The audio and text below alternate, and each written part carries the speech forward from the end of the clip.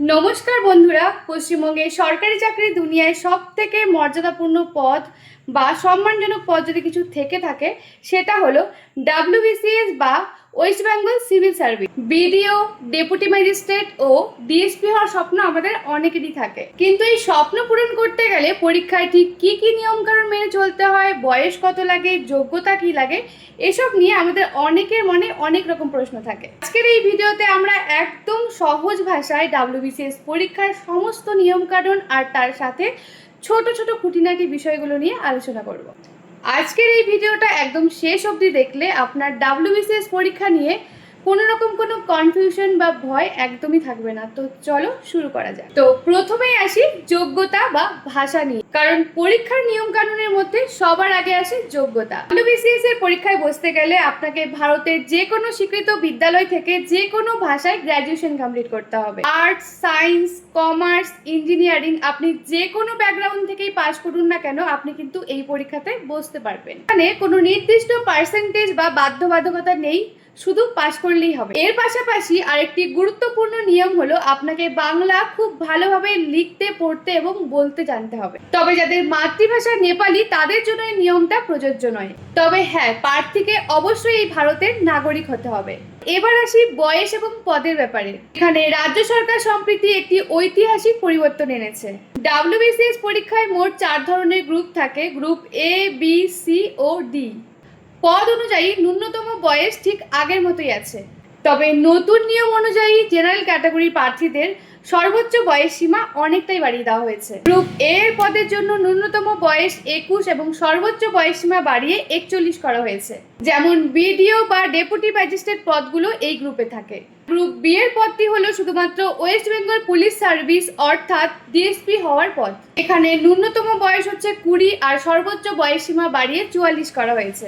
তবে মনে রাখবেন এই পদের জন্য কিন্তু একটি নির্দিষ্ট শারীরিক উচ্চতার প্রয়োজন আছে। আর গ্রুপ সি এবং ডি এর জন্য ন্যূনতম বয়স 21 আর সর্বোচ্চ বয়স সীমা বাড়িয়ে 45 করা হয়েছে। এবার আসি বয়সের ছাড়ের ব্যাপারে। পশ্চিমবঙ্গ সরকারের নিয়ম অনুযায়ী সংরক্ষিত শ্রেণীর প্রার্থীরা এই সর্বোচ্চ বয়সের ওপরে তারা আরো অতিরিক্ত ছাড় পাবে। যেমন এসটি এবং এসসি প্রার্থীরা পাবে 5 বছরের ছাড় আর ওবিসিরা পাবে 3 বছরের ছাড়। আর একটা দারুণ খবর হলো এই পরীক্ষায় বসার কোনো নির্দিষ্ট অ্যাটেম্প্ট লিমিট বা সুযোগের সংখ্যা নেই। আপনার বয়স যতদিন থাকবে আপনি যতবার খুশি পরীক্ষায় বসতে পারেন। এবার আলোচনা করা যাক পরীক্ষার সব থেকে গুরুত্বপূর্ণ অংশ এক্সাম প্যাটার্ন নিয়ে। ডাব্লিউবিসিএস এক্সাম সাধারণত 3টি ধাপে হয়: প্রিলিমিনারি এক্সাম, মেইনস এবং পার্সোনালিটি টেস্ট বা ইন্টারভিউ। প্রথম ধাপ হলো প্রিলিমিনারি পরীক্ষা। এটি একটি স্ক্রিনিং টেস্ট। এই পরীক্ষার নম্বর কিন্তু মেরিট লিস্টে যোগ হয় না, এটি শুধুমাত্র মেইনস এক্সামে বসার জন্য কোয়ালিফাইং রাউন্ড। এখানে মোট 200 নম্বরের একটি পেপার থাকে, যেখানে 200টি মাল্টিপল চয়েস বা এমসিকিউ থাকে। এখানে দেওয়ার সময় পাবেন 2.5 ঘন্টা। আর একটা কথা মাথায় রাখবেন, এখানে কিন্তু নেগেটিভ মার্কিংও রয়েছে, তাই আন্দাজে ভুল উত্তর দেওয়া যাবে না।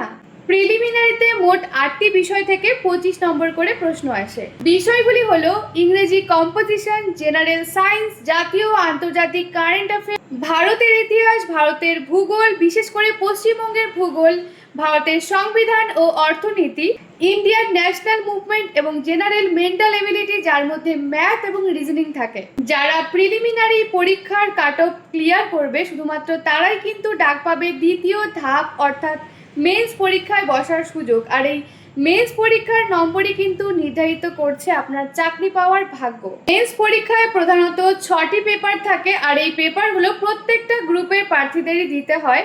আর এই প্রত্যেকটা পেপারে থাকে 200 নম্বর করে, আর সময় থাকে 3 ঘন্টা। এর মধ্যে 2টি পেপার, পেপার এ এবং পেপার বি, এই দুটি হচ্ছে বর্ণনামূলক পেপার। পেপার এ বাংলা বা আপনার আঞ্চলিক ভাষার চিঠি, ড্রাফটিং বা রচনা লিখতে হয়। আর পেপার 2 এ ইংরেজি ড্রাফটিং, রচনা বা লেটার রাইটিং। আর বাকি 4টি পেপার, পেপার 3, 4, 5, 6, এগুলো শুধুমাত্র এমসিকিউ থাকে। আর এই পেপারগুলির মধ্যে থাকে ইতিহাস, ভূগোল, বিজ্ঞান ও পরিবেশের সাথে কারেন্ট অ্যাফেয়ার, ভারতের সংবিধান ও অর্থনীতি, আর সবশেষে থাকে পাটিগণিত ও রিজনিং। আর এখানে একটি বিশেষ নিয়ম আছে যেটা জানা খুবই জরুরি, সেটা হচ্ছে অপশনাল সাবজেক্টের নিয়ম। আপনি যদি গ্রুপ এ এবং বি পরীক্ষায় চাকরি পেতে চান তাহলে কিন্তু আপনাকে একটি অপশনাল সাবজেক্ট বেছে নিতে হবে। আর এই অপশনাল সাবজেক্টে দুটি পেপার থাকে, পেপার 7 এবং পেপার 8। আর এই প্রত্যেকটা পেপারে থাকে 200 নম্বর করে, মোট 400 নম্বরে পরীক্ষা দিতে হয়।